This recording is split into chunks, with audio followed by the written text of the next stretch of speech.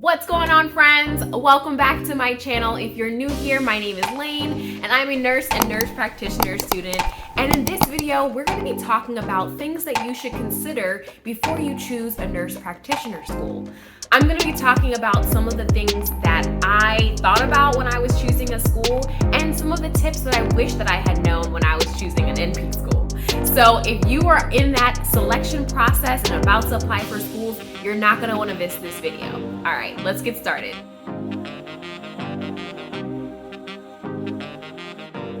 So one of the first things that you're going to want to decide before you select an NP school is knowing which degree program you want to actually enroll into.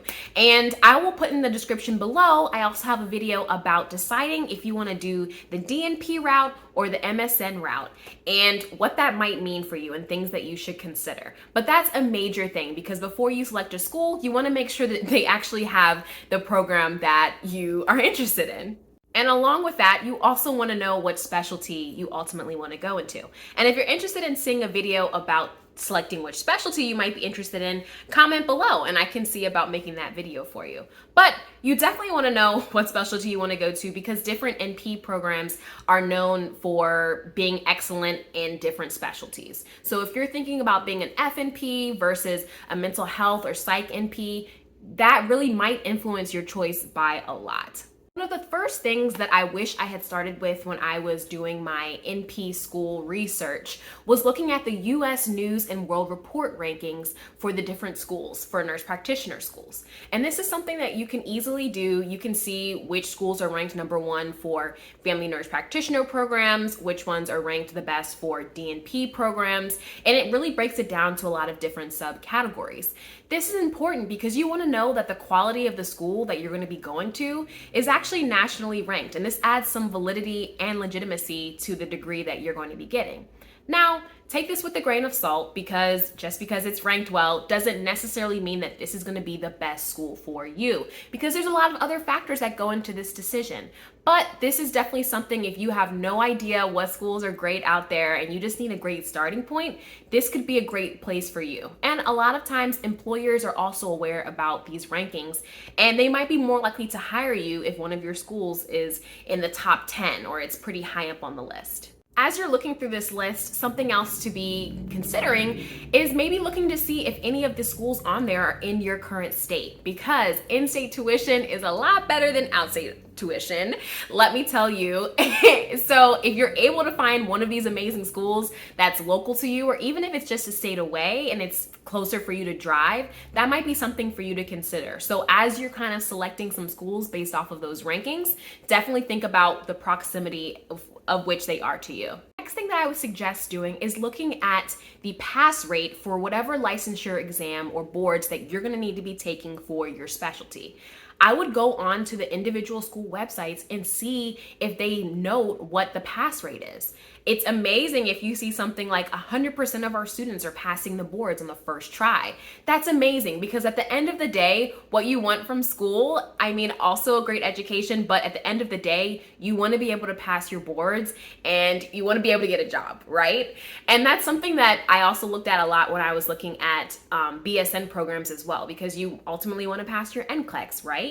So when you're looking for nurse practitioner schools, definitely look at and see what that pass rate is. And if you don't see that there, that's something that you definitely want to ask the admissions office, and they should be able to supply you with those statistics. Another thing that you're going to want to consider when you're looking at NP schools is deciding if you want to be virtual with your learning at all. Because there are completely virtual, there are hybrid, and also in-person programs.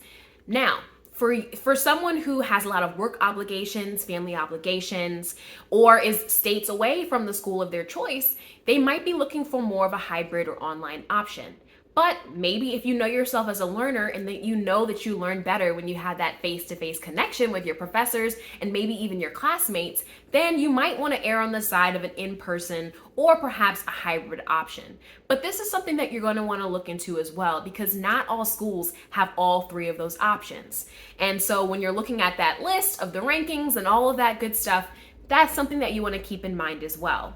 And so this is going to vary from person to person because not not everyone is going to be okay with virtual, and not everyone is going to be okay with in person.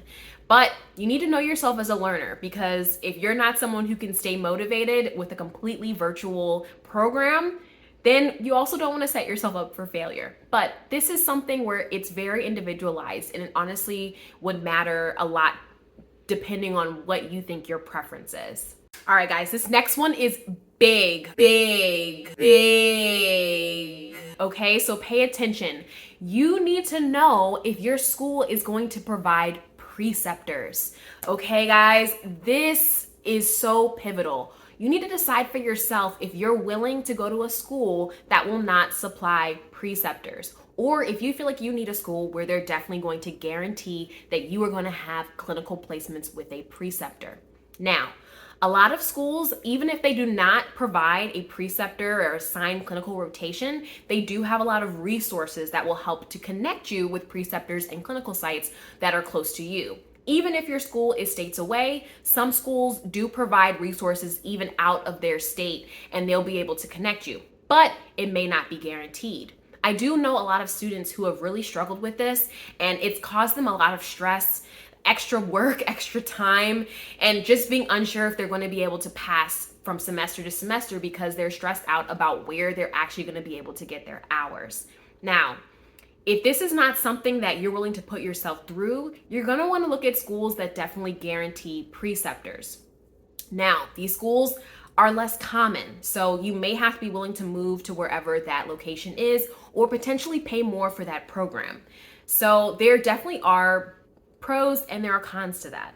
But sometimes, even if the school provides resources, you may have to pay out of pocket for that preceptor to precept you. There are online resources as well, but I know some students who've had to pay thousands of dollars to be able to secure a preceptor. So really think this through when you're selecting a school, and know yourself and know what you're gonna need to try to keep your stress levels in a manageable range for you and balance the rest of your life. Another thing that varies between schools is the length of the program.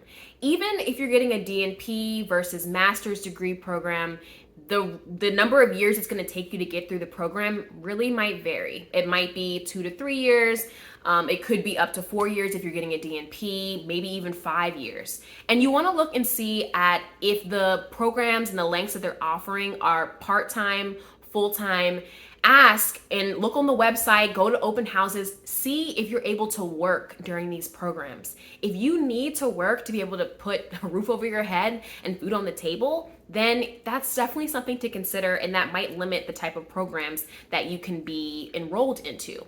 And so that's something you definitely want to ask up front. I know a lot of programs, they will, at the very least at the open house, they will tell you at what year mark they absolutely recommend that students work part-time or PRN or not work at all.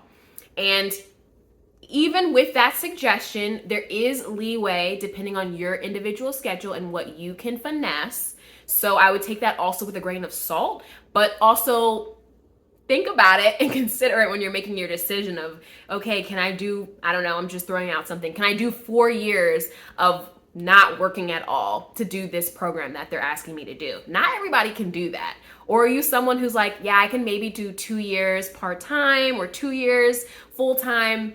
It's really up to you, and that's going to be a big determining factor when you're picking your nurse practitioner school. And also going along with that, you're going to want to weigh whatever financial resources are available at the school.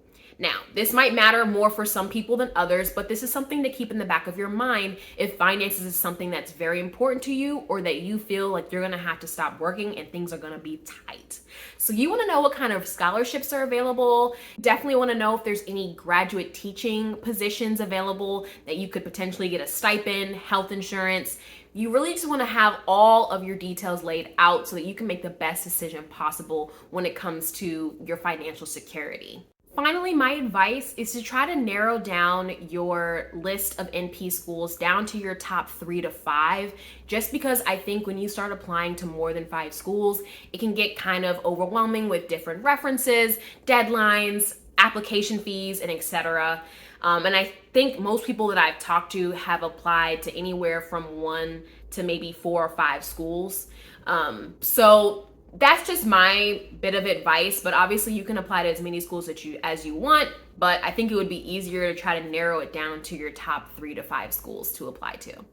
And my last pro tip is that you should definitely try to attend open houses when possible, even if they're virtual, because this is where you can ask all of your nitty gritty questions like, what is the GPA cutoff really? How many years as a nurse and experience do I really need? What kind of background is this particular school looking for? Now, there might be some variation in this between schools. So you do want to ask and you want to know so that you can make yourself look the most competitive as possible, because it is very competitive to get into most NP schools. Alrighty guys, that is it for this video. I hope that this has helped you a little bit with trying to decide how to go through the process of figuring out the right nurse practitioner school for you. And again, this process is going to be very individualized to you as a person, but I hope that this has given you some things to start thinking about and things to consider when you're going through that process. If you have any additional questions or comments, please comment below. Make sure to give this video a like, give it a little thumbs up, and make sure to subscribe to my channel so that you don't miss any more tips that I'm gonna be having for you guys coming soon. All right, guys, I wish you all the best. I will see you in the next video. Peace.